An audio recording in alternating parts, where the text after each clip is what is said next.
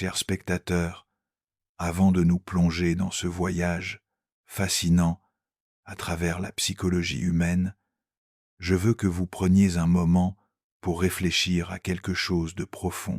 Chaque jour, nous interagissons avec des dizaines de personnes, au travail, en famille, dans la rue.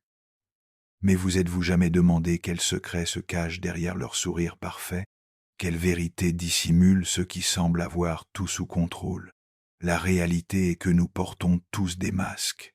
Nous avons tous des aspects de notre personnalité que nous préférons garder cachés, même de nous-mêmes. Et c'est précisément là que résident à la fois notre plus grand potentiel et notre danger le plus subtil. Aujourd'hui, nous allons explorer l'un des enseignements les plus puissants et troublants du génie Carl Jung, une révélation qui pourrait changer à jamais la façon dont vous voyez les gens qui vous entourent, et plus important encore, comment vous vous voyez vous-même. Mais avant de commencer, je vous invite tout au long de cette vidéo à partager dans les commentaires des affirmations positives sur vous-même. Des phrases comme « Je le mérite »,« Je serai heureux »,« J'ai le courage de me connaître profondément »,« Je suis capable de transformer ma vie ». Ces affirmations ne sont pas que des mots. Ce sont des graines de transformation que nous plantons dans notre subconscient. Et s'il vous plaît, si ce contenu résonne en vous, n'oubliez pas de vous abonner à la chaîne et d'activer la cloche de notification. Nous avons beaucoup plus de contenu transformateur qui vous attend. Chapitre 1. La rencontre inquiétante. Avez-vous déjà vécu cette sensation étrange et troublante lorsque vous rencontrez quelqu'un qui semble parfaitement rationnel, posé, poli, voire généreux, mais qui vous laisse malgré tout une impression de malaise inexplicable? Cette personne dit toutes les bonnes choses, agit de manière appropriée, peut même être considérée comme exemplaire par son entourage. Pourtant, quelque chose en vous vous met en garde, comme si votre intuition captait un signal d'alarme invisible. Carl Jung, le célèbre psychiatre suisse et l'un des pères de la psychologie moderne, avait identifié ce phénomène avec une précision remarquable. Selon lui, le véritable danger chez une personne ne réside pas dans des colères explosives ou une hostilité évidente. Ces traits, bien que désagréables, sont prévisibles et nous permettent de nous protéger. Non, le danger le plus insidieux se cache derrière un masque de calme, de contrôle et même de charme apparent.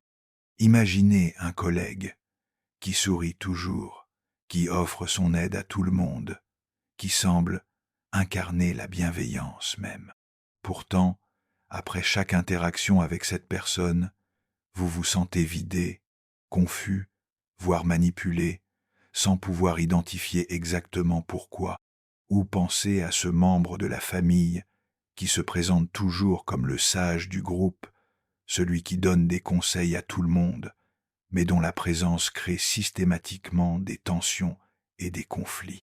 Ces individus possèdent un trait particulier que Jung considérait comme le plus dangereux de tous, précisément parce qu'il passe inaperçu jusqu'à ce qu'il soit trop tard. Ce trait ne déclenche pas nos mécanismes de défense naturels comme le ferait l'agressivité ouverte ou la malhonnêteté flagrante. Au contraire, il nous endort dans un faux sentiment de sécurité. N'hésitez pas à partager dans les commentaires vos propres expériences. J'ai le courage de faire confiance à mon intuition. Je reconnais ma valeur et je me protège. Je mérite des relations authentiques. Chapitre 2. L'architecture de l'esprit, selon Jung. Pour comprendre pleinement l'avertissement de Jung, nous devons d'abord explorer sa conception révolutionnaire de l'esprit humain. Jung voyait la psyché comme un système complexe et stratifié, bien plus riche et nuancé que ce que nous percevons en surface. Au niveau le plus visible, nous trouvons ce que Jung appelait la persona, le masque social que nous portons pour nous adapter au monde extérieur. Cette persona n'est pas nécessairement fausse. Elle représente les aspects de nous-mêmes que nous choisissons de montrer selon le contexte. Nous avons une persona professionnelle, une persona familiale, une persona sociale. Ces différents masques nous permettent de naviguer dans les complexités de la vie moderne. Mais Jung savait que derrière cette façade soigneusement construite se trouve un vaste territoire inexploré, l'inconscient. Cet inconscient n'est pas simplement un dépotoir de souvenirs oubliés. C'est un écosystème vivant, dynamique, rempli d'instincts primaires, d'émotions refoulées, de talents non développés, et ce que Jung appelait les archétypes, ces modèles universels qui influencent notre comportement à notre insu. L'un des éléments les plus fascinants et les plus dangereux de cet inconscient est ce que Jung nomme l'ombre. L'ombre n'est pas le mal absolu, comme on pourrait le croire. Elle représente l'ensemble des traits, des impulsions, des désirs et des aspects de notre personnalité que nous avons choisi de rejeter, de nier ou de réprimer. Cette formation de l'ombre commence très tôt dans notre développement. Dès l'enfance, nous recevons des messages explicites et implicites sur ce qui est acceptable, louable, digne d'amour. Les gentils petits garçons ne se mettent pas en colère. Une vraie dame ne montre jamais sa vulnérabilité. Pour réussir, il faut toujours paraître fort et confiant. Tous ces messages, bien qu'ils puissent partir d'une bonne intention, créent une division artificielle en nous. Les traits qui ne correspondent pas à ces attentes, la vulnérabilité authentique, la colère légitime, l'ambition personnelle, le besoin d'indépendance, la sexualité, la créativité qui dérange, sont progressivement relégués dans l'ombre. Nous apprenons à nous identifier uniquement aux aspects de nous-mêmes qui ont été approuvés par notre environnement, rejetant tout le reste comme mauvais ou inacceptable. Continuez à nourrir votre transformation en partageant « J'accepte tous les aspects de moi-même. Je grandis chaque jour. Je mérite l'amour inconditionnel. » Chapitre 3. La dynamique cachée de l'ombre. Voici où les choses deviennent vraiment fascinantes et inquiétantes. Jung avait découvert une loi psychologique fondamentale. Ce qui est refoulé ne disparaît jamais. Au contraire, il reste tapi dans l'inconscient, accumulant de l'énergie, influençant nos réactions, nos choix et nos perceptions de manière invisible mais puissante. Pensez à l'ombre comme à une rivière souterraine. En surface, tout semble calme et contrôlé, mais en dessous, des courants puissants façonnent le paysage psychologique. Cette influence silencieuse rend l'ombre à la fois fascinante et potentiellement dangereuse. Ce qui rend l'ombre si complexe, c'est qu'elle n'est pas intrinsèquement négative. Elle contient certes nos pulsions destructrices, nos envies mesquines, nos peurs irrationnelles, mais elle abrite aussi nos talents réprimés, notre créativité bridée, notre force authentique que nous avons appris à cacher par peur du jugement. Une femme qui a toujours été éduquée à être gentille et accommodante pourrait avoir relégué dans son ombre sa capacité naturelle de leadership, son esprit de compétition sain ou sa capacité à dire non. Un homme élevé dans l'idée qu'il doit toujours être fort pourrait avoir enfoui sa sensibilité, son intuition, sa capacité à exprimer ses émotions. Lorsque l'ombre est ignorée, elle se déforme et trouve des moyens détournés de s'exprimer. Jung observait que les personnes qui nient leur ombre ont tendance à la projeter sur les autres. Elles voient chez autrui les défauts qu'elles refusent de reconnaître en elles-mêmes, créant un cycle sans fin de jugement et de conflits. Par exemple, une personne qui a réprimé sa propre agressivité naturelle pourrait constamment critiquer les autres pour leur manque de douceur. Quelqu'un qui a nié sa propre ambition pourrait juger sévèrement ceux qui réussissent, les accusant d'être superficiels ou matérialistes. Jung considérait ce phénomène comme une bombe à retardement psychologique. Il avait cette phrase prophétique: « Ce qui n'est pas rendu conscient se manifeste comme destin ». En d'autres termes, plus nous refusons de reconnaître nos aspects sombres, plus ils nous contrôlent depuis les coulisses, créant des patterns de comportements destructeurs dont nous ne comprenons même pas l'origine. Si cette vidéo vous aide à mieux vous comprendre, pensez à vous abonner à la chaîne pour ne rien manquer de nos explorations psychologiques et continuez à affirmer: « Je choisis la conscience de soi, je transforme mes défis en force ». Chapitre 4. La métamorphose dangereuse. L'inconscient ne se contente pas de stocker passivement nos impulsions refoulées. Il les transforme, les amplifie, leur donne une vie propre. Lorsqu'une partie de nous-mêmes est niée pendant trop longtemps, elle ne reste pas inerte dans un coin sombre de notre psyché. Elle devient autonome, développe ses propres stratégies pour s'exprimer. Cette transformation peut prendre des formes surprenantes et souvent destructrices. L'ombre refoulée peut se manifester à travers des cauchemars récurrents qui révèlent nos peurs les plus profondes. Elle peut créer des comportements compulsifs inexplicables, cette irrésistible envie de saboter nos propres succès, cette tendance à choisir systématiquement des partenaires qui nous font souffrir, cette propension à créer des conflits là où tout pourrait être harmonieux. Elle peut aussi générer des peurs irrationnelles qui semblent sortir de nulle part. Une personne qui a réprimé sa colère légitime pourrait développer une phobie inexplicable de la confrontation, même quand celle-ci serait nécessaire pour défendre ses droits. Quelqu'un qui a nié ses besoins d'amour et de connexion pourrait développer une peur panique de l'intimité. Plus ces signaux de l'ombre sont ignorés, plus ils s'intensifient. C'est comme un enfant qui essaie d'attirer l'attention de ses parents. D'abord il chuchote, puis il parle normalement, puis il crie, et finalement il fait une crise. L'ombre suit la même logique. Elle commence par des murmures subtils et finit par des cris assourdissants sous forme de crises existentielles, de dépressions inexpliquées ou d'explosions émotionnelles qui surprennent tout le monde, y compris la personne elle-même. Jung observait que les individus qui répriment le plus leur ombre peuvent paraître remarquablement calmes et contrôlés en surface. Ils semblent avoir leur vie parfaitement organisée, leurs émotions sous contrôle, leurs relations harmonieuses. Mais cette façade cache une réalité intérieure tumultueuse.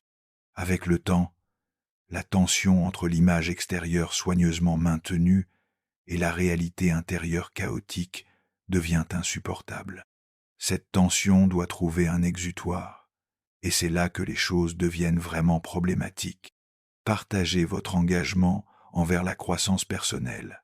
Je mérite la paix intérieure. Je choisis l'authenticité. Je suis en chemin vers ma meilleure version. Chapitre 5. Les masques de la destruction. L'exutoire de cette tension intérieure peut prendre des formes particulièrement pernicieuses. Une personne qui nie son ombre peut développer ce que Jung appelait des éclats émotionnels déguisés, des moments où leur vraie nature émerge brièvement, mais de manière si subtile que personne, pas même eux, ne reconnaît ce qui se passe vraiment. Ces manifestations peuvent inclure un sarcasme constant présenté comme de l'humour, un contrôle excessif sur les autres justifié par la bienveillance, ou des actes de cruauté émotionnelle camouflés en aide ou en conseils constructifs. Ces personnes deviennent expertes dans l'art de blesser tout en maintenant leur image de bonté. Prenons l'exemple d'une mère qui a toujours réprimé sa frustration et sa colère pour correspondre à l'idéal de la mère parfaite. Elle pourrait développer un pattern où elle aide constamment ses enfants adultes en leur donnant des conseils non sollicités, en s'immisçant dans leurs décisions, en créant une dépendance émotionnelle. Quand ces enfants tentent de prendre leur indépendance, elles pourraient réagir par des reproches subtils, des chantages émotionnels déguisés en inquiétude maternelle, ou des crises de larmes présentées comme de la déception d'amour, ou considérer un manager qui a toujours nié ses propres insécurités et son besoin de pouvoir. Il pourrait développer un style de leadership où il guide ses employés en les maintenant dans un état de dépendance constante, en changeant les règles sans préavis, en donnant des feedbacks contradictoires. Quand on lui fait remarquer ses comportements, il les justifie comme étant dans l'intérêt de l'équipe ou comme des défis pour stimuler la croissance. Ces individus vivent dans une confusion perpétuelle.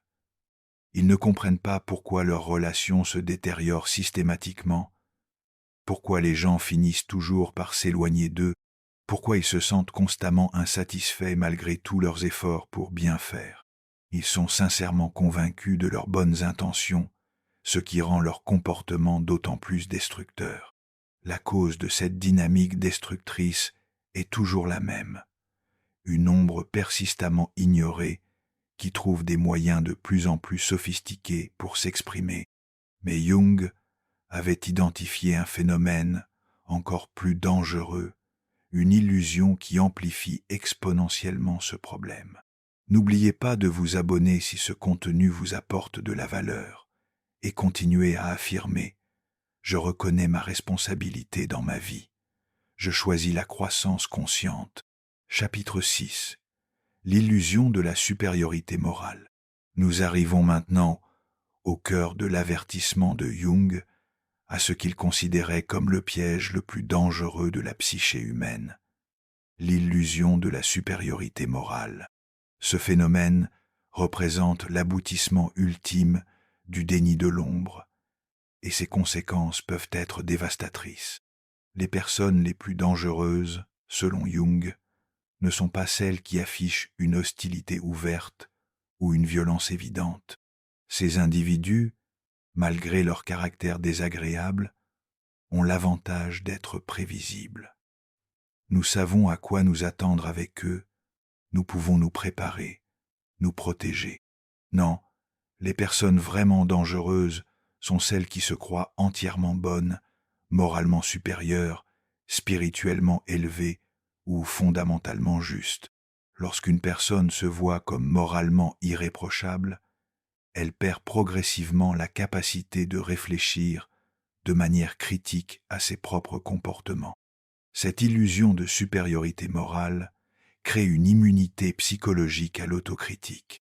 Ces individus développent un système de défense mentale si sophistiqué qu'ils peuvent justifier n'importe quel comportement, rationaliser n'importe quelle action destructrice et transformer leurs défauts les plus évidents en vertus apparentes. Ils justifient la manipulation comme de l'aide bienveillante. Après tout, ils savent ce qui est mieux pour les autres. Ils présentent leur contrôle excessif comme de la protection aimante. Ils ne font que préserver ceux qu'ils aiment des dangers du monde. Ils déguisent même leurs actes de cruauté émotionnelle comme de l'amour dur. Parfois, il faut être ferme pour aider quelqu'un à grandir. Cette rationalisation constante leur permet de maintenir leur image de soi intacte tout en agissant de manière complètement opposée à leurs valeurs proclamées. Ils deviennent des maîtres de la double pensée, capables de tenir simultanément deux croyances contradictoires, sans percevoir la contradiction. Jung observait que plus une personne s'accroche rigidement à une image de vertu parfaite, plus elle risque d'agir de manière opposée à cette image, précisément parce qu'elle nie l'existence de sa part sombre. C'est un paradoxe psychologique fascinant. La quête obsessionnelle de la bonté parfaite mène souvent aux comportements les plus destructeurs. Ces personnes ne sont pas conscientes de leur duplicité.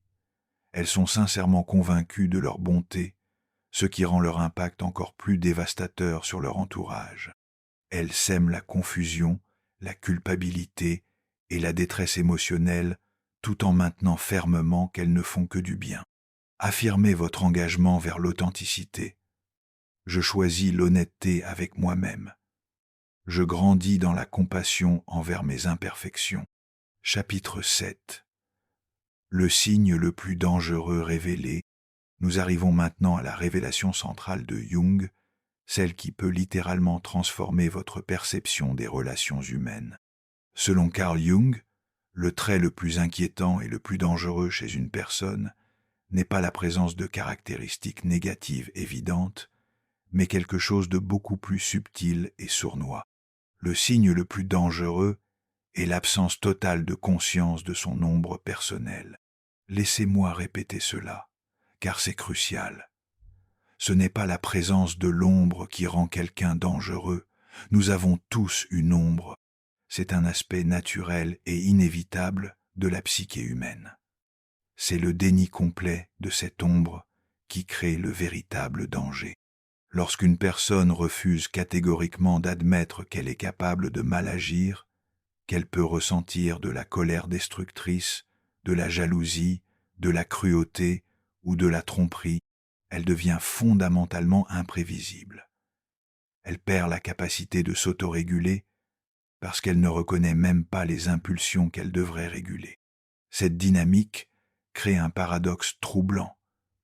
Les personnes conscientes de leurs défauts sont souvent plus fiables et plus sûres dans leurs relations. Pourquoi ? Parce qu'elles reconnaissent leur potentiel à faire du mal et prennent activement des mesures pour l'éviter. Elles peuvent dire des choses comme « Je sens que je suis frustré en ce moment, donnez-moi un moment pour me calmer avant de continuer cette conversation » ou « Je réalise que ma jalousie influence mon jugement, laissez-moi réfléchir à cela plus objectivement. » En revanche, celles qui croient sincèrement n'avoir aucune ombre sont aveugles à leur propre comportement destructeur. Elles ne voient pas quand elles manipulent, contrôlent ou blessent les autres.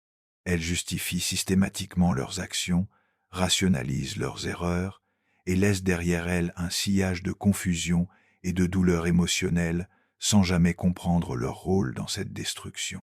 Ces personnes développent ce que Jung appelait l'aveuglement spirituel, une incapacité fondamentale à voir leurs propres défauts combinée à une capacité hyperaiguë à identifier les défauts des autres. Elles deviennent des critiques impitoyables du comportement d'autrui tout en étant complètement aveugles à leur propre pattern destructeur. Imaginez la dangerosité d'une personne qui possède cette combinaison. Elle a le pouvoir de blesser, comme nous tous, mais elle n'a aucune conscience de ce pouvoir, aucun mécanisme d'autorégulation et aucune capacité de remise en question. C'est comme donner une arme chargée à quelqu'un qui nie l'existence des balles. Pour Jung, ce n'est pas seulement une faille psychologique, c'est une forme d'aveuglement spirituel qui peut avoir des conséquences dévastatrices non seulement pour la personne elle-même, mais pour tous ceux qui entrent dans son orbite. Continuez à cultiver votre croissance. J'accepte ma complexité humaine. Je choisis la conscience de soi. Je mérite des relations authentiques et saines. Chapitre 8. Reconnaître le danger au quotidien. Maintenant que nous avons identifié le signe le plus inquiétant selon Jung, l'absence totale de conscience de l'ombre, explorons comment cela se manifeste concrètement dans nos interactions quotidiennes. Car ces individus ne portent pas d'étiquette d'avertissement sur le front. Ils peuvent être charmants, éloquents, charismatiques, et même apparaître comme des modèles de vertu. Cependant, il existe des indices subtils mais révélateurs que Jung et ses successeurs ont identifiés.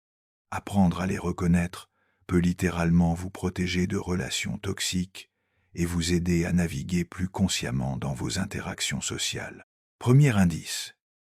Une rigidité dans leur vision du monde. Ces personnes ont tendance à voir la réalité en noir et blanc absolu, sans nuance ni zone grise. Elles catégorisent rapidement les autres comme bons ou mauvais, avec nous ou contre nous, sans considérer la complexité naturelle de la condition humaine.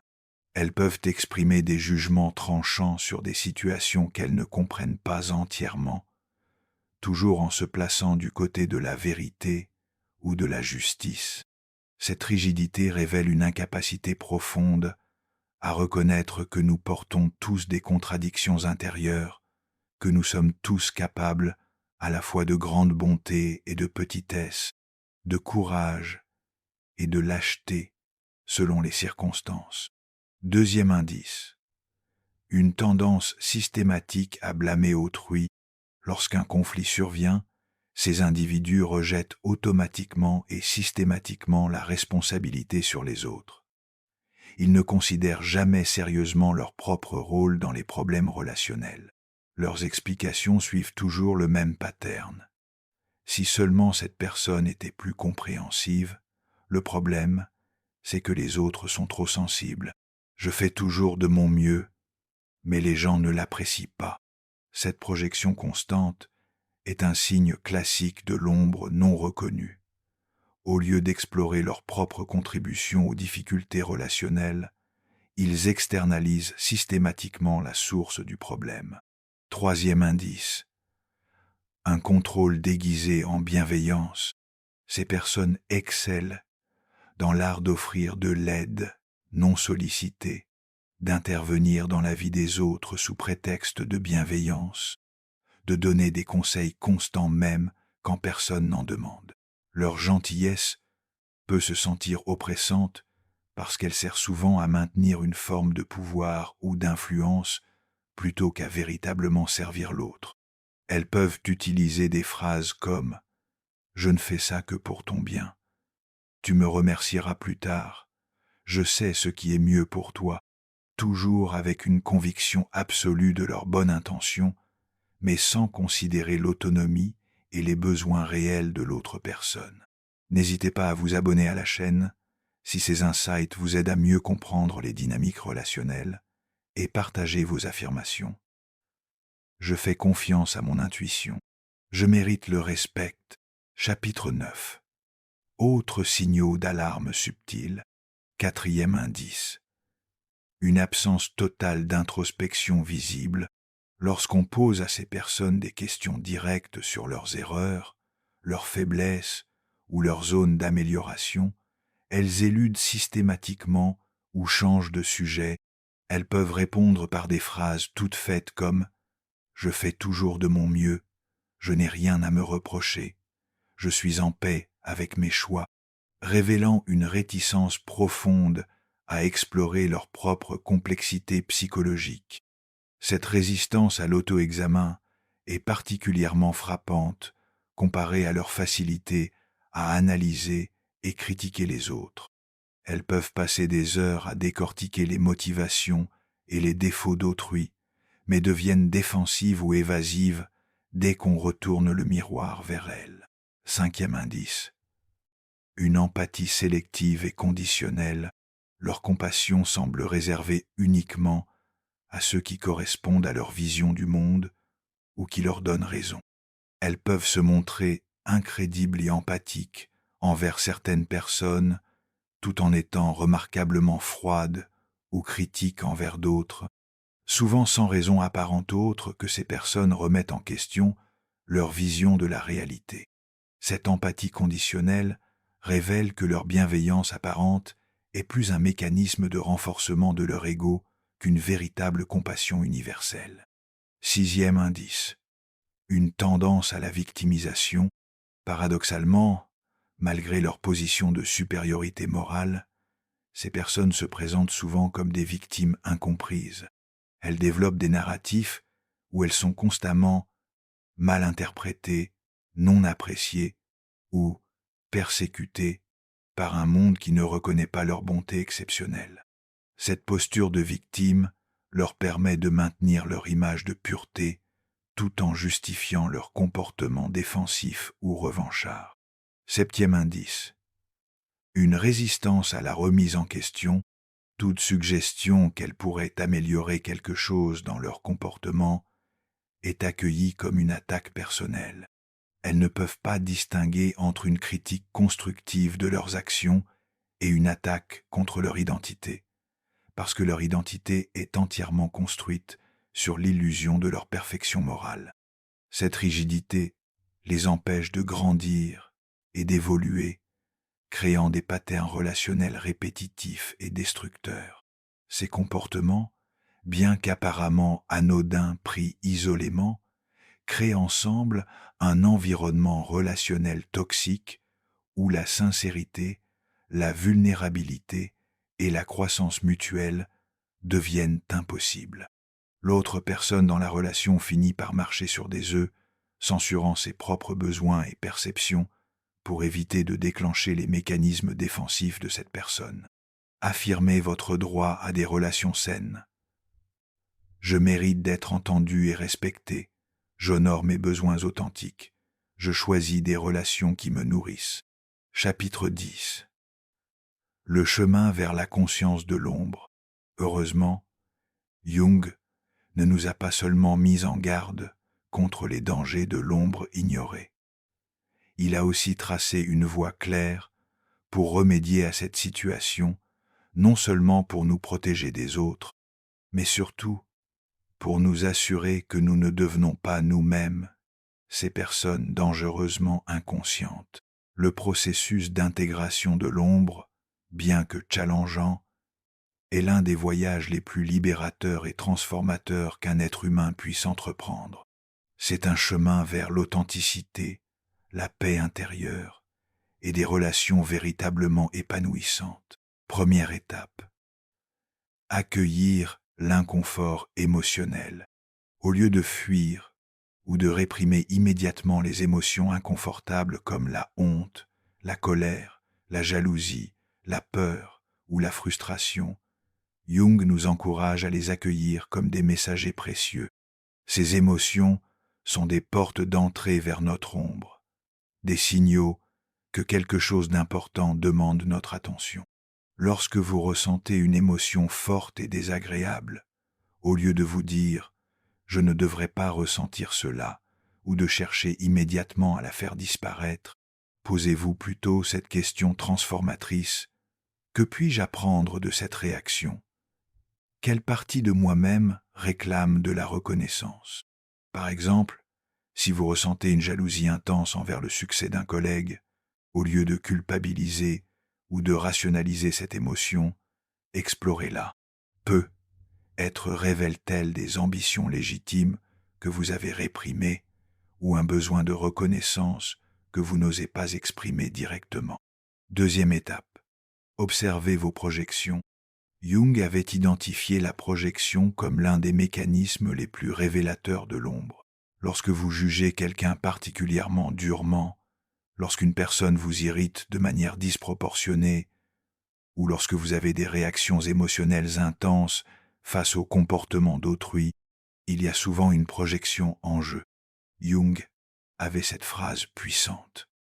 Tout ce qui nous irrite chez les autres peut nous mener à une meilleure compréhension de nous-mêmes. La projection fonctionne comme un miroir psychologique. Nous remarquons et jugeons chez les autres les traits que nous portons nous-mêmes, mais que nous préférons ne pas voir. Par exemple, si vous trouvez quelqu'un particulièrement arrogant et que cette perception vous met en colère, demandez-vous : où est-ce que moi aussi je peux être arrogant ? Ou au contraire, est-ce que cette réaction révèle ma propre peur de paraître arrogant, ce qui m'empêche d'exprimer ma confiance légitime ? Si vous critiquez constamment les gens égoïstes, explorez votre propre relation à l'égoïsme sain. Peut-être avez-vous relégué dans votre ombre votre droit légitime de prendre soin de vos propres besoins. Cette exploration de la projection n'est pas un exercice d'auto-flagellation, mais une investigation curieuse et bienveillante de votre propre complexité. Troisième étape. Pratiquer l'autocompassion radicale. Reconnaître son ombre ne signifie absolument pas se flageller ou s'autocritiquer impitoyablement. Au contraire, cela demande une forme d'autocompassion que peu d'entre nous ont appris. Il s'agit d'accepter que nous sommes tous des êtres humains imparfaits, que nos défauts et nos zones d'ombre font partie intégrante de notre humanité. Cette acceptation permet de désamorcer la puissance destructrice de l'ombre. Quand nous cessons de lutter contre nos aspects négatifs, ils perdent leur charge émotionnelle et peuvent être intégrés de manière constructive. Jung disait « Je préfère être entier que bon ». Cette phrase révolutionnaire suggère qu'il vaut mieux accepter notre complexité totale plutôt que de maintenir une image artificielle de bonté parfaite. Quatrième étape. Développer un dialogue intérieur conscient. Jung recommandait vivement des pratiques comme l'écriture introspective, l'analyse des rêves ou la méditation pour créer un dialogue conscient avec l'inconscient. Ces outils peuvent révéler des aspects cachés de votre personnalité et vous aider à comprendre vos motivations profondes. L'écriture automatique, par exemple, peut révéler des pensées et des sentiments que votre mental conscient censure habituellement. Tenir un journal de vos rêves peut vous donner accès aux messages symboliques de votre inconscient. Ces pratiques ne nécessitent pas d'être parfaites ou sophistiquées.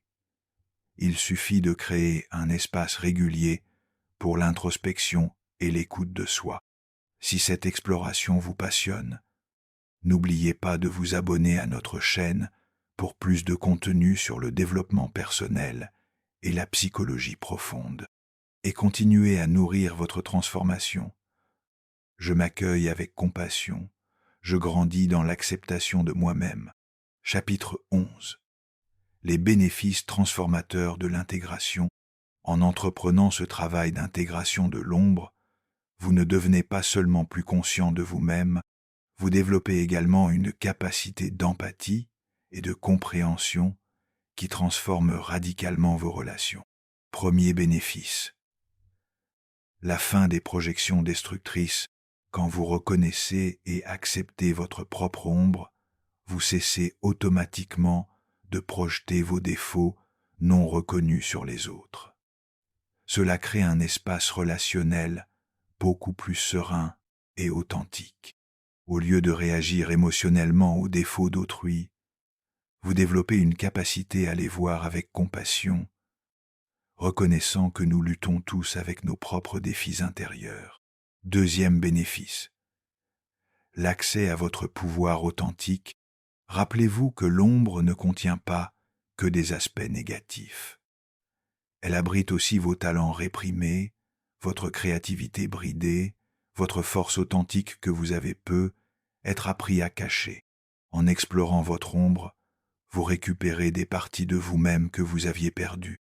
Une femme qui découvre sa capacité de leadership réprimée peut enfin exprimer son potentiel professionnel. Un homme qui reconnecte avec sa sensibilité peut développer des relations plus profondes et plus satisfaisantes. Troisième bénéfice. La liberté de l'authenticité. Lorsque vous cessez de maintenir une façade de perfection, vous vous libérez d'un fardeau énorme. Vous pouvez enfin être vous-même, avec vos contradictions, vos imperfections et votre beauté humaine complexe. Cette authenticité attire naturellement des relations plus saines et plus épanouissantes. Quatrième bénéfice. La capacité de détecter la manipulation, paradoxalement, en reconnaissant vos propres capacités de manipulation, de contrôle ou de tromperie, vous développez une sensibilité aiguë pour détecter ces comportements chez les autres. Vous ne pouvez pas être facilement dupé par quelqu'un qui utilise des stratégies que vous avez vous-même explorées et intégrées consciemment. Cinquième bénéfice. La paix intérieure peut être le plus précieux de tous.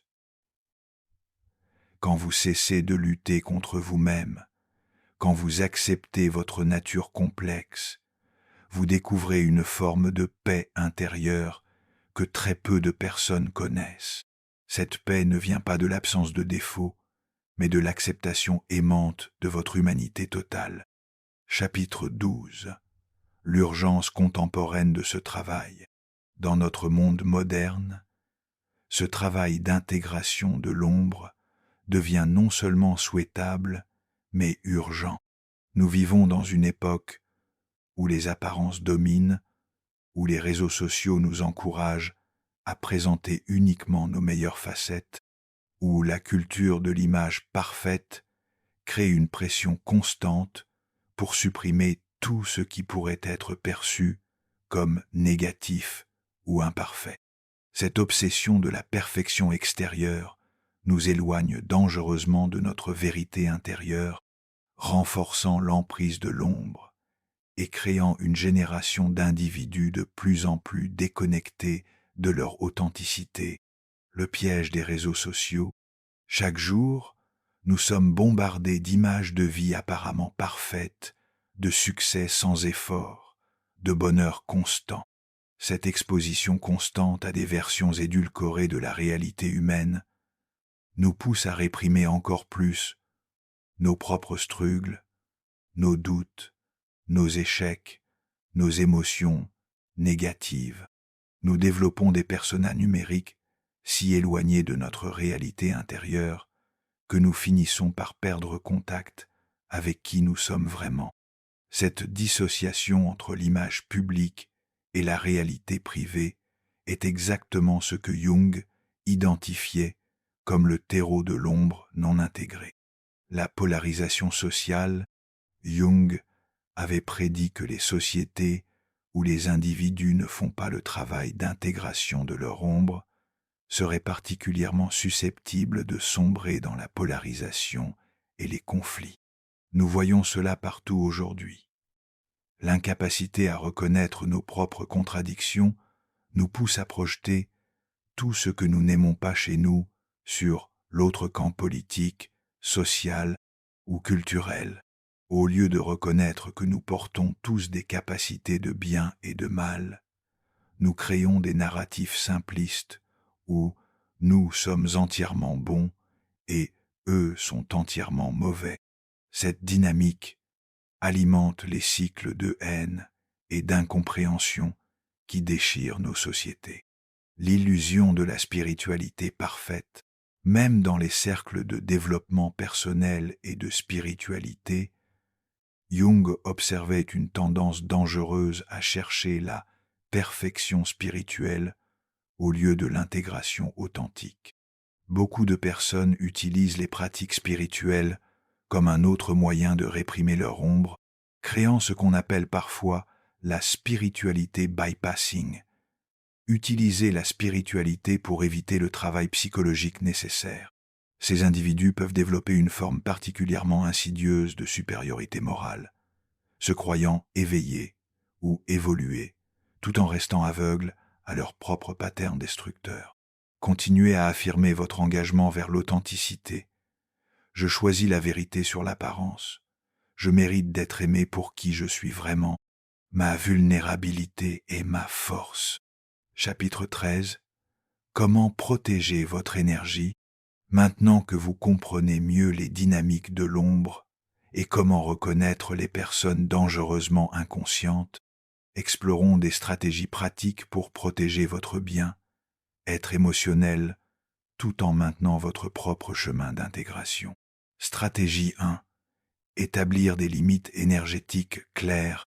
Quand vous interagissez avec quelqu'un qui montre les signes du déni de l'ombre, il est crucial d'établir des limites intérieures fermes. Cela ne signifie pas être hostile ou fermé, mais plutôt maintenir une clarté sur ce que vous acceptez et ce que vous n'acceptez pas dans l'interaction. Vous pouvez par exemple décider « Je ne vais pas me justifier face à ces accusations. Je ne vais pas accepter d'être responsabilisé pour ces émotions. Je vais maintenir ma propre perspective, même si elle insiste que j'ai tort. » Stratégie 2. Pratiquer la non-absorption émotionnelle. Les personnes qui nient leur ombre ont souvent tendance à projeter leurs états émotionnels internes sur leur environnement.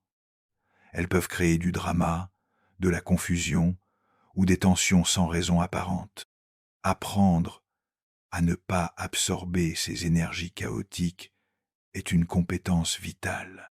Cela peut impliquer des techniques comme la visualisation, s'imaginer entouré d'une bulle protectrice, la respiration consciente pour rester centré, ou simplement se rappeler mentalement « cette émotion lui appartient, pas à moi ». Stratégie 3. Maintenir votre réalité subjective. Ces personnes excellant souvent dans l'art de la manipulation de la réalité, vous faisant douter de vos propres perceptions et intuitions.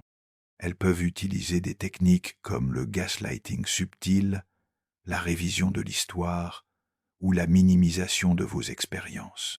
Il est crucial de maintenir la confiance en votre propre perception de la réalité.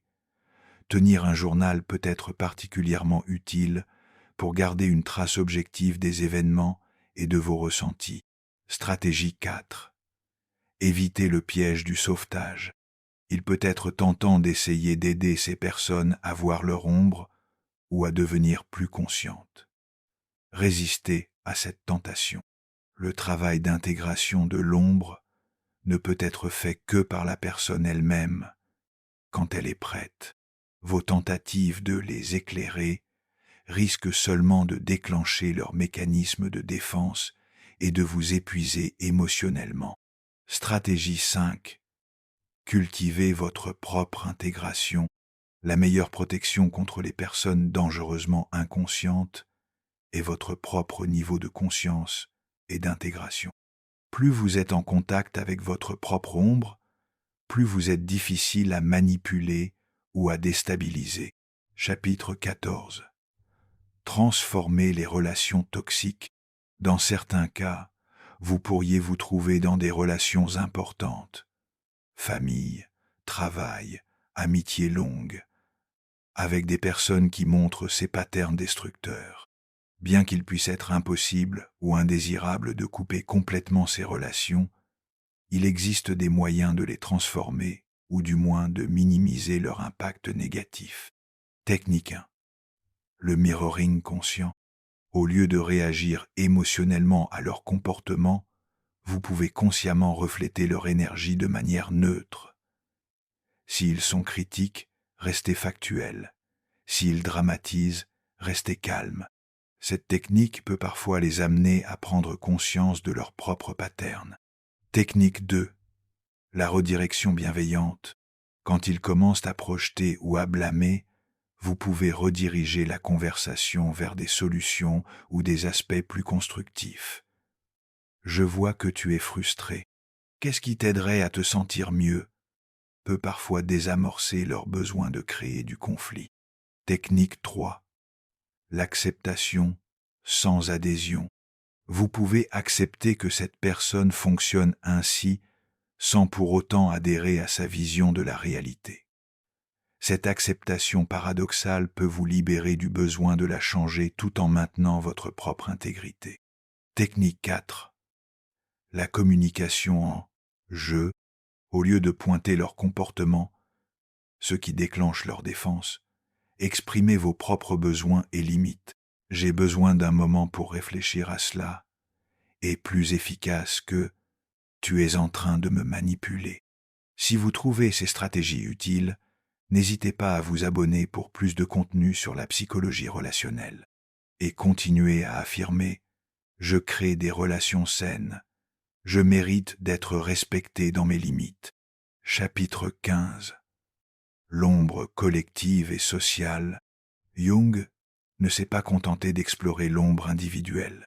Il a aussi identifié l'existence d'une ombre collective, les aspects refoulés et niés de groupes entiers, qu'il s'agisse de familles, d'organisations, de communautés ou même de nations entières. Cette ombre collective fonctionne selon les mêmes principes que l'ombre individuelle, mais à une échelle beaucoup plus large et avec des conséquences potentiellement plus dévastatrices. L'ombre familiale. Chaque famille développe sa propre ombre collective, les secrets, les traumatismes non traités, les patterns comportementaux destructeurs qui se transmettent de génération en génération. Ces éléments refoulés influencent tous les membres de la famille, souvent de manière inconsciente. Une famille qui nie l'existence de l'alcoolisme, de la violence ou de la dysfonction émotionnelle dans son histoire, va souvent reproduire ces patterns sous des formes déguisées. Les membres qui tentent de briser ces cycles peuvent être ostracisés ou étiquetés comme le problème de la famille. L'ombre organisationnelle.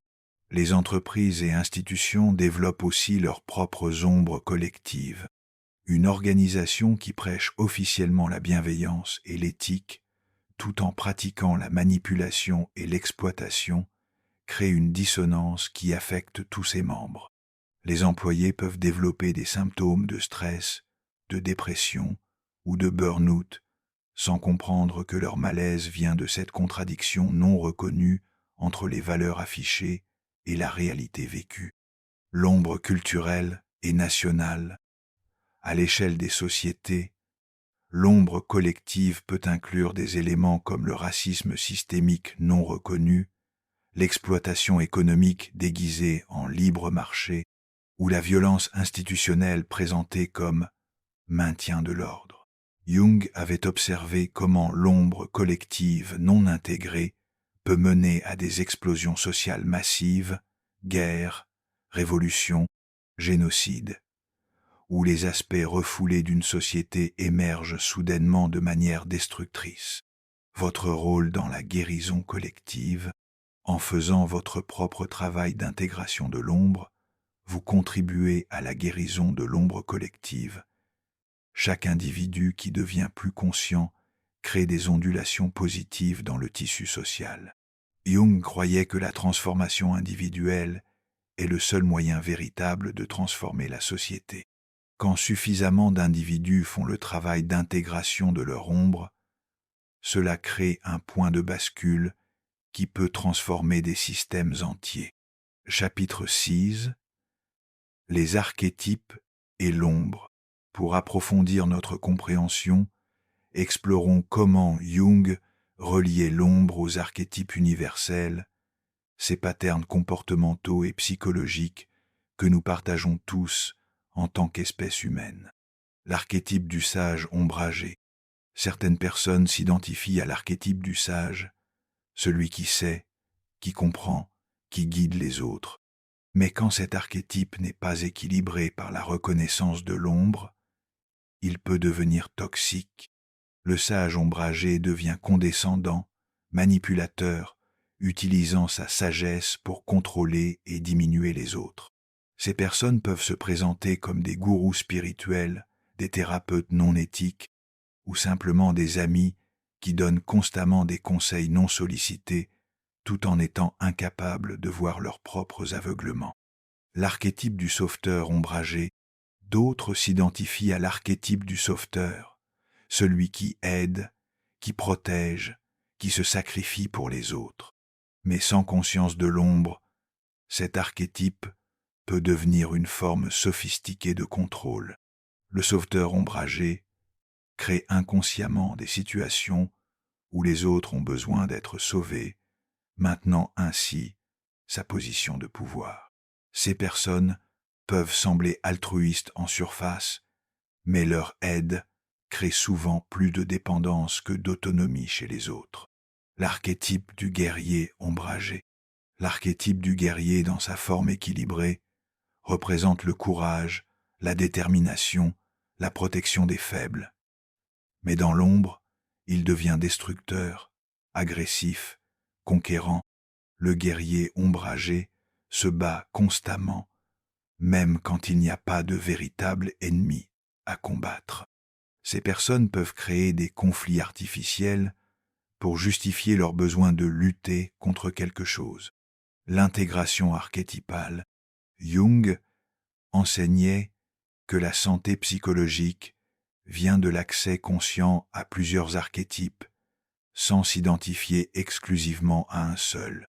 Quand nous nous enfermons dans un archétype unique, nous créons automatiquement une ombre qui contient tous les autres aspects archétypaux que nous nions. Partagez votre reconnaissance de votre complexité. J'embrasse tous les aspects de ma nature humaine. Je suis plus grand que n'importe quel rôle unique. Chapitre 17. la synchronicité et l'ombre, Jung avait aussi découvert un phénomène fascinant. Plus nous intégrons notre ombre consciemment, plus nous expérimentons ce qu'il appelait la synchronicité, des coïncidences significatives qui semblent guidées par une intelligence supérieure. Cette corrélation n'est pas accidentelle. Quand nous cessons de lutter contre nous-mêmes, quand nous acceptons notre totalité, nous nous alignons avec un flux naturel de l'existence que nos résistances intérieures bloquaient auparavant. L'énergie libérée par l'intégration, maintenir une façade de perfection, demande une énergie énorme. Réprimer constamment des aspects de nous-mêmes, justifier nos comportements contradictoires, projeter nos défauts sur les autres, tout cela consume une quantité considérable de notre énergie vitale. Quand nous intégrons notre ombre, cette énergie est libérée et peut être redirectée vers des activités créatives, des relations authentiques et la réalisation de notre potentiel véritable. L'intuition affinée.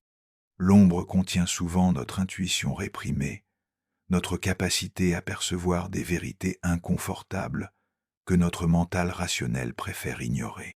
En récupérant cette capacité intuitive, nous développons une sensibilité beaucoup plus fine aux dynamiques subtiles qui nous entourent. Cela peut se manifester par une meilleure capacité à lire les gens, à sentir les opportunités avant qu'elles ne soient évidentes, ou à éviter instinctivement des situations dangereuses. L'attraction magnétique de l'authenticité. Quelque chose de magnétique émane des personnes qui ont fait ce travail d'intégration. Leur authenticité, leur acceptation de leur complexité humaine, leur absence de jugement créent un champ énergétique qui attire naturellement d'autres personnes conscientes. Chapitre 18. Étude de cas contemporains. Pour rendre ces concepts plus concrets, explorons quelques exemples contemporains de l'ombre non intégrée et ses conséquences. Le leader charismatique qui chute. Nous voyons régulièrement des leaders spirituels, politiques ou d'entreprises qui semblent incarner la perfection morale, puis qui sont révélés avoir des comportements complètement contradictoires avec leur image publique. Ces chutes ne sont pas des accidents, mais les conséquences prévisibles de l'ombre non intégrée. Plus ces leaders nient leurs aspects humains imparfaits, plus ces aspects accumulent de la pression et finissent par exploser de manière spectaculaire. Le perfectionniste familial, considéré le parent qui crée une famille apparemment parfaite, maison impeccable, enfants bien élevés, réussite sociale visible, mais qui génère un niveau de stress et d'anxiété énorme chez tous les membres de la famille.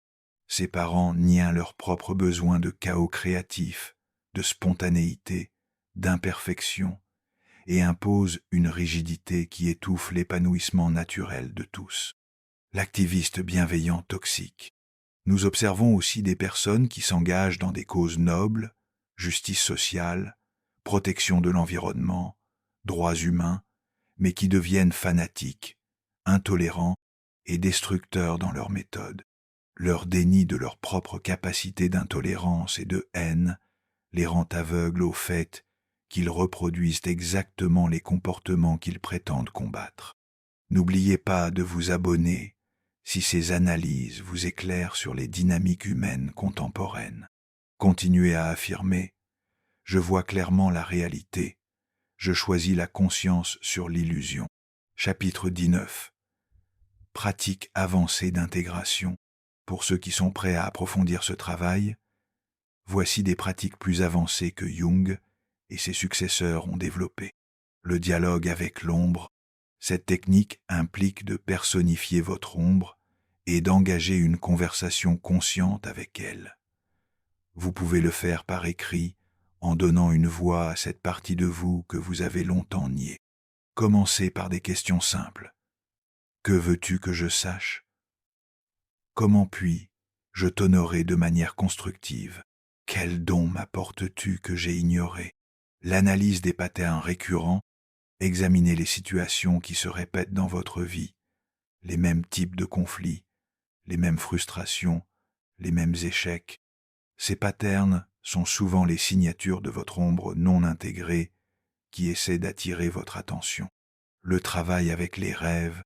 Jung considérait les rêves comme des lettres directes de l'inconscient. Les figures sombres, menaçantes ou repoussantes dans vos rêves représentent souvent des aspects de votre ombre qui demandent à être reconnus. Au lieu de fuir ces images oniriques, dialoguez avec elles. Demandez-leur ce qu'elles représentent, ce qu'elles veulent vous enseigner. La méditation de l'ombre, cette pratique implique de méditer consciemment sur vos aspects que vous préférez cacher. Au lieu d'essayer d'atteindre un état de paix parfaite, vous explorez volontairement vos zones d'inconfort psychologique. L'expression créative de l'ombre, l'art, l'écriture, la danse, la musique peuvent devenir des véhicules puissants pour l'expression de l'ombre, créée consciemment à partir de vos aspects négatifs, votre colère, votre tristesse, votre confusion. Chapitre 20. L'intégration et les relations, l'un des fruits les plus beaux du travail d'intégration de l'ombre est la transformation radicale de vos relations. Quand vous cessez de projeter vos aspects non reconnus sur les autres, quand vous acceptez votre complexité humaine, vos relations deviennent infiniment plus riches et authentiques. L'intimité véritable, l'intimité authentique ne peut exister que quand deux personnes sont prêtes à se montrer dans leur totalité, y compris leurs imperfections. Quand vous intégrez votre ombre, vous devenez capable de cette vulnérabilité courageuse qui crée des liens profonds. Vous cessez d'avoir peur que l'autre découvre vos défauts parce que vous les avez déjà reconnus et acceptés. Cette liberté crée un espace où l'autre peut aussi se montrer authentiquement. La fin des relations basées sur l'ombre, beaucoup de relations toxiques sont maintenues par des projections mutuelles d'ombre. Quand vous intégrez votre ombre, ces relations peuvent soit se transformer radicalement, soit se terminer naturellement. Vous n'êtes plus attiré par des partenaires qui portent vos aspects refoulés, et vous n'attirez plus des personnes qui cherchent quelqu'un sur qui projeter leur propre ombre. La compassion universelle peut être le gift le plus précieux. Quand vous reconnaissez votre propre capacité au mal, à la petitesse, à l'erreur, vous développez une compassion naturelle pour les autres, dans leur propre struggle. Vous cessez de juger de manière simpliste parce que vous comprenez viscéralement la complexité de la condition humaine. Affirmez cette transformation. Mes relations s'approfondissent dans l'authenticité. J'attire l'amour véritable. Je crée des connexions basées sur la vérité. Chapitre 20 et 1. L'héritage de Jung aujourd'hui, l'œuvre de Jung sur l'ombre, reste remarquablement pertinente et même urgente dans notre monde contemporain. Ces insights éclairent non seulement nos relations personnelles, mais aussi les crises collectives que nous vivons. La polarisation politique, les mécanismes de projection de l'ombre expliquent largement la polarisation extrême que nous observons dans le discours politique moderne. Chaque camp projette sur l'autre les aspects qu'il refuse de voir en lui-même, créant des caricatures déshumanisantes qui rendent le dialogue impossible.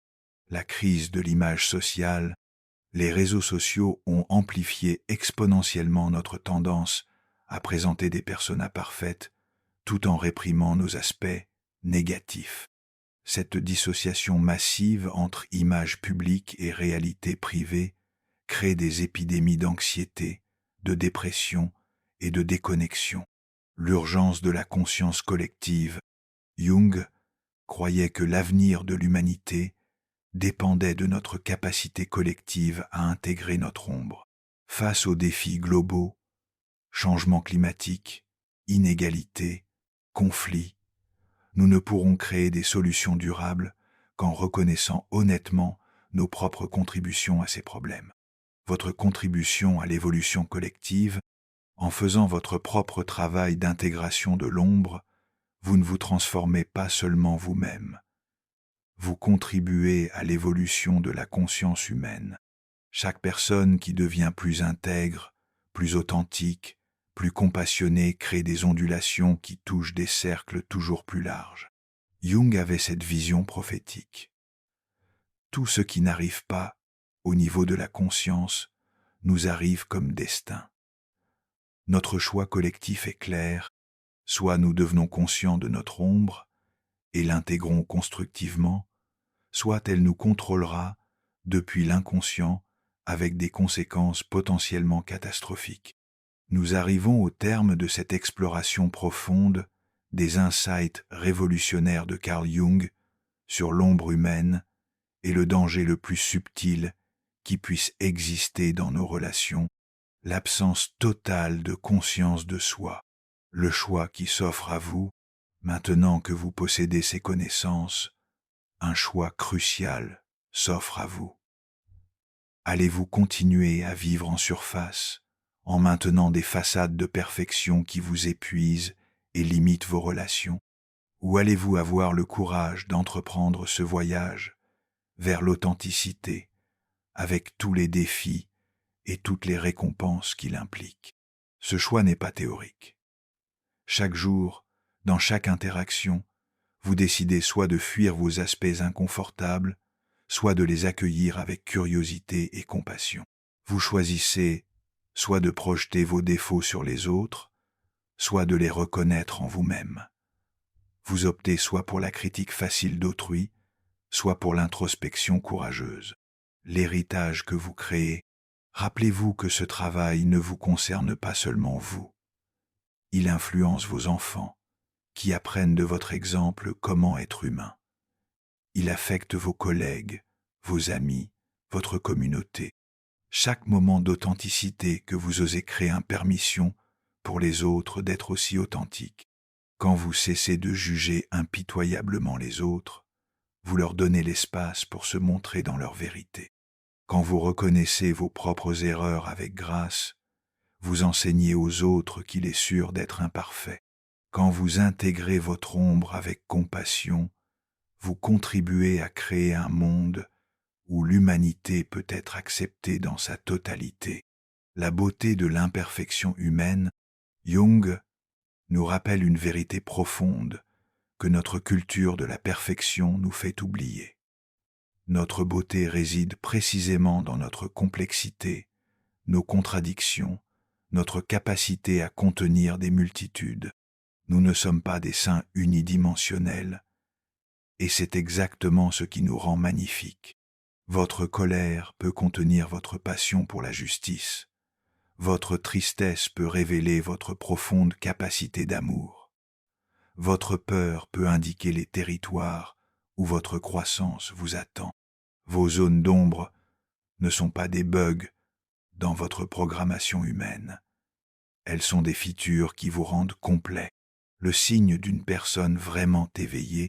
Contrairement à ce que prétendent certaines traditions spirituelles superficielles, une personne vraiment éveillée selon Jung n'est pas quelqu'un qui a transcendé son humanité. C'est quelqu'un qui l'a embrassée complètement.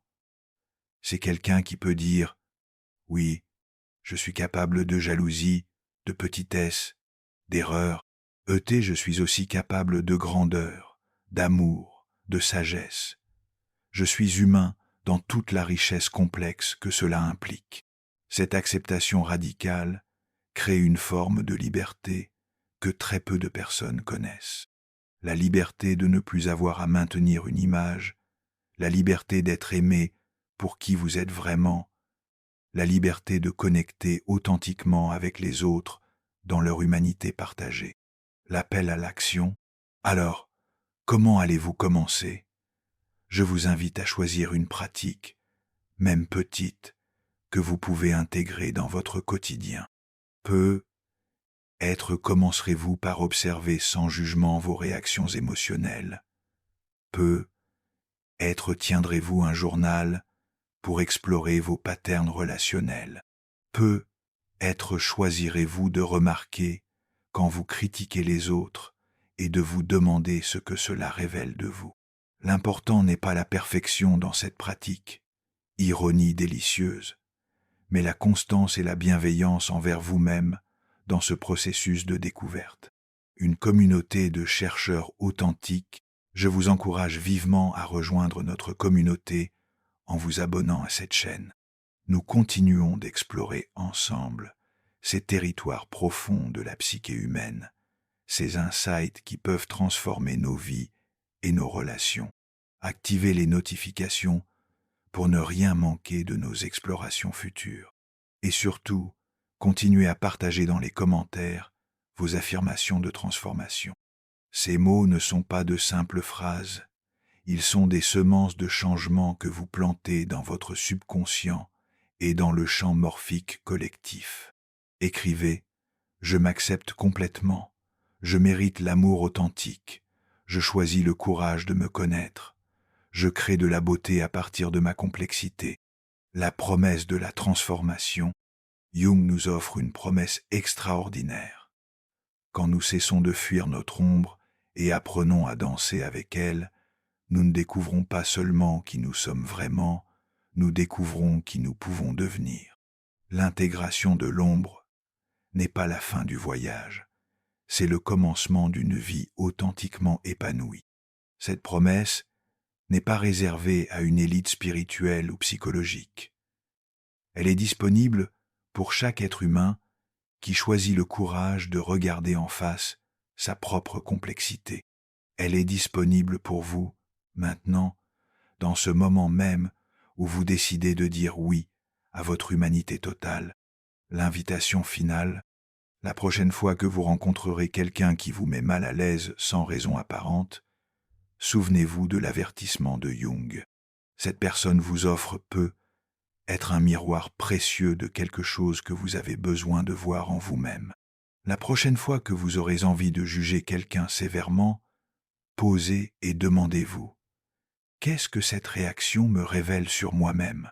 La prochaine fois que vous sentirez monter une émotion inconfortable, au lieu de la fuir, accueillez-la avec curiosité. Que viens-tu m'enseigner?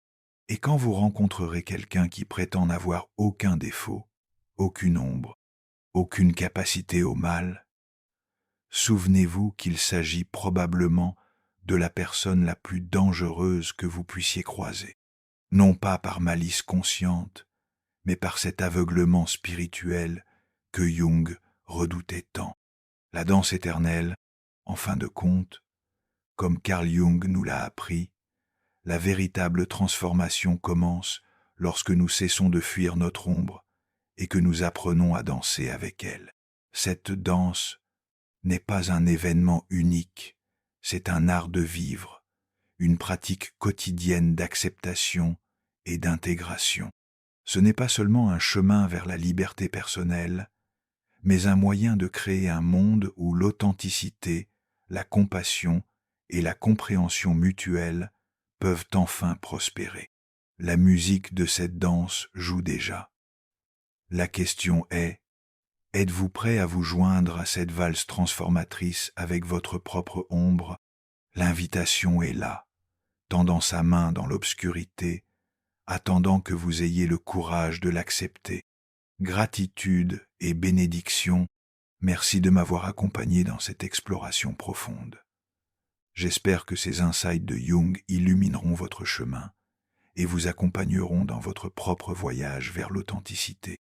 Que vous trouviez la paix dans l'acceptation de votre complexité, la force dans la reconnaissance de votre vulnérabilité et l'amour dans l'embrassement de votre humanité totale.